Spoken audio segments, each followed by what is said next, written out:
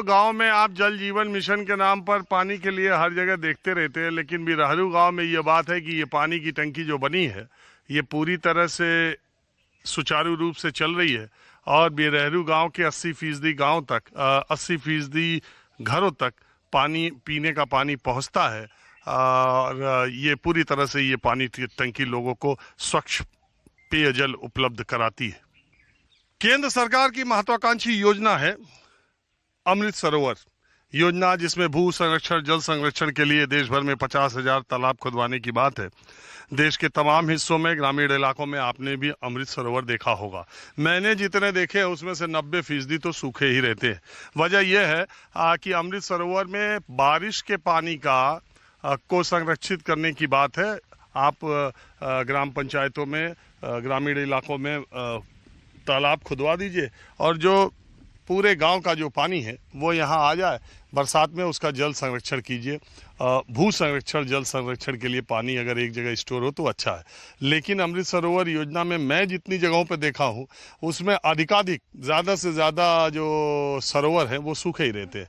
लेकिन ये देखिए, ये जो बिरहरू गांव का अमृत सरोवर है ये 30 फीट नीचे तक गहरा है और इसमें अभी भी मई के महीने में, इस वक्त जब 45 डिग्री सेंटीग्रेड और आगरा का तापमान आप जानते ही हैं, मैं 2:30-3 बजे के करीब यहाँ पर खड़ा हूँ, गर्मी इतनी ज़्यादा है लेकिन तब भी 30 फीट पानी वाला ये सरोवर पूरा ऐसे ही है और बारिश में पूरा लबालब भर जाता है।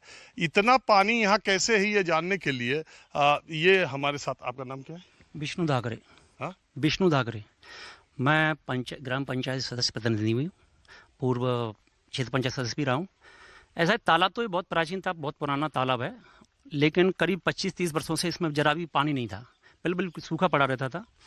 जैसे ही हमारे प्रधान जी आए, ग्राम प्रधान बिरहरू भूरी सिंह परमार, तो ये थोड़े इनके इनोवेशन आइडियाज़ रहते हैं, नई नई चीज़ें करना इनका शौक़ है।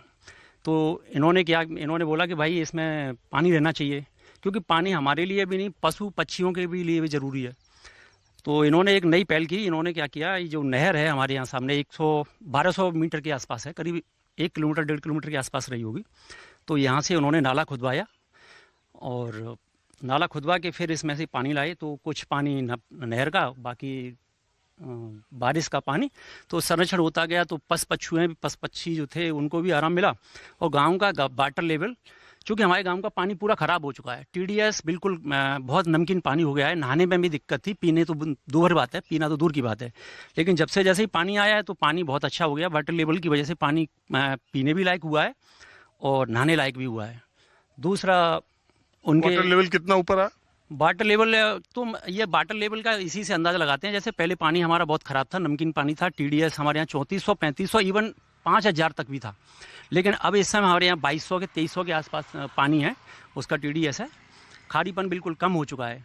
तो मैं तो धन्यवाद उसका इसी की वजह से बिल्कुल ये तभी तो सरकार की ये अमृत सरोवर का ये जो पैटर्न तैयार किया गया है सरकार ने, माननीय योगी जी, माननीय मोदी जी ने, तो उसका महत्व तो यही है कि जब पानी रहेगा तो वाटर लेवल मैं सही बता रहा हूँ और मैं तो कह भी रहा हूँ, जो लोग कार्यक्रम देख रहे हो ग्रामीण इलाकों में जाएं, आके देखें मई जून में कहाँ अमृत सरोवर में पानी है।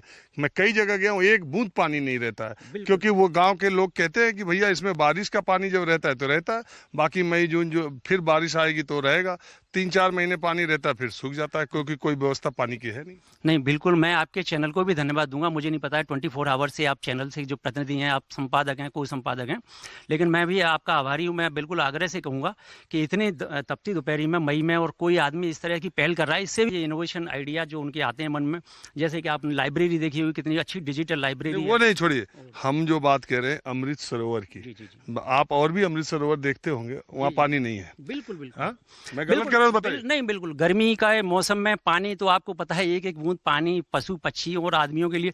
हमारे तो एक कंडीशन ये भी है महोदय जी, देखिए पूरा जो बदन है, पूरा जहाँ खुला हुआ वो हम लोगों का पूरा एकदम नहीं और जलने जैसा हो रहा है। मेरे ख्याल से आपने भी कब आप आए हो तो 2 घंटे में पानी की पूछ लिया कि पानी है कि नहीं पीने के लिए। तो ये पशु पक्षियों के लिए बहुत आवश्यक है। और मैं तो बिल्कुल आदमी हूँ, तो मैं आपको ये बता रहा हूँ कि इस ग्राम पंचायत में ग्राम प्रधान का ये इनोवेटिव आइडिया ये है कि ये जो आप देख रहे हैं, ये जो नाली या थोड़ा नाली से बड़ा इसको आप देखें, ये खेतों से लाया गया है और यहाँ से ये भी बात है। पहले पहले क्या था, पहले ये जो गूल थी ना, जो हम लोग लेके आए हैं प्रधान जी, तो 1200 मीटर के आसपास बहुत लंबी दूरी होती है। इतनी ये गूल हैं, जो गूल थी वो खेतों वाले ने अपने आपस में जोत रखी थी। लेकिन जब प्रधान जी ने बोला तो फिर पटवाई लेखपाल जो भी राजस्व की टीम रही उनको बुलाया और उनसे अनुरोध या आदेश दिया कि भाई कैसे भी हमारे तालाब को पानी चाहिए, अमृत सरोवर को। तो उन्होंने ये आदेश दिया, अनुरोध भी नहीं किया, तो वह गूल खुदी और पानी आया और सुचारू रूप से देखो गूल जो है वहाँ पानी चल भी रहा है और पानी आ रहा है। हाँ, तो ये देखिए आप, ये गूल जिसको कह रहे हैं, ये नाली है चौड़ी सी।